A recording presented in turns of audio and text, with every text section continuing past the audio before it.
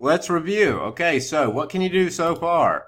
Well, you know how to get into your indicators list here and change a few of these parameters. You know how to change everything all the way down to here. So what can you do? Well, let's say I want to look at an expiry.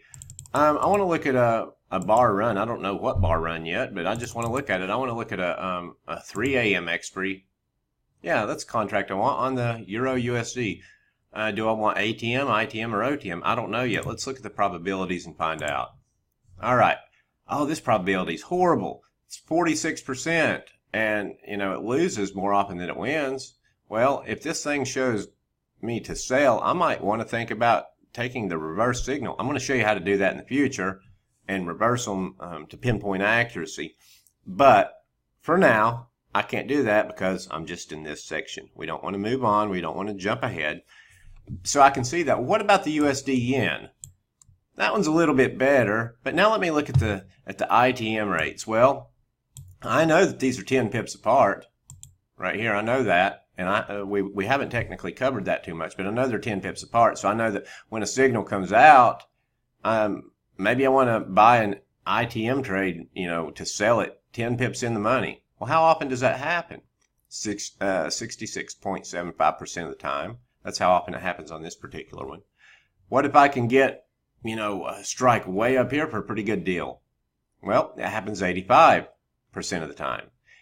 Price will expire below there 85% of the time. I know that because I'm looking right at it. It happened over the past 397 signals. I'm looking at the bar run right now. We can look at let's look at the RSI without even changing any of the parameters. Well, the ITM rate's better, but the ATM rate is still horrible.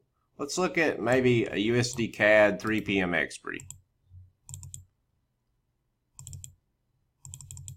Right there. There we go. Okay, that's a little bit better. That's a little bit better. So you can fiddle around with this thing and look at it just about anything you want to. If you get down here looking at the futures, you're going to find out something goes weird here with the strikes. Now, we're going to talk about how to change these strikes here in a little bit, but you know what I noticed right off the bat? I noticed that this signal has a 70% win rate. Waha! I know.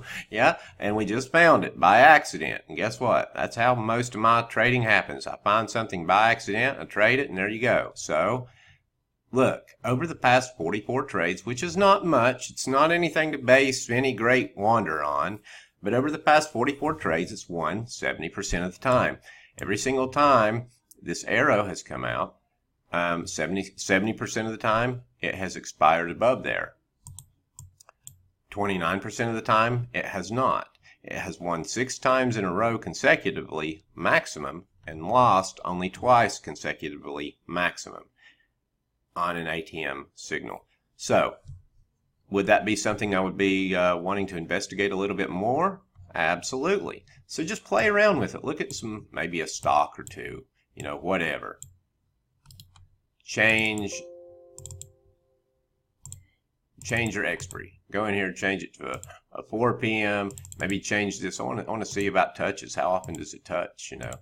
Well, we would have to change the strikes for stocks, so that'll come later. Play around with it. Have a little bit of fun. See what you can come up with. What kind of the best or the worst scenarios can you come up with? The basic fact is you can derive so much information just from what we learned, and we've not even got into a lot of the different variations yet. So, okay, that's our review. Go back, play with everything, and in the very next video, we are going to talk about, we're not going to talk about use specific entry strike width or specific outcome. I have never used those ever. Not once have I ever used those. We're going to talk about consider a signal only after a losing streak.